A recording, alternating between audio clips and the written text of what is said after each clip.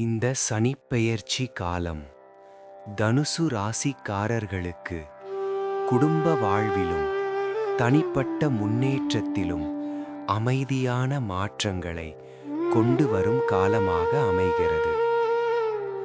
Saturn உங்கள் வாழ்க்கையில் உறுதியான அடித்தளத்தை உருவாக்க உதவுகிறார்.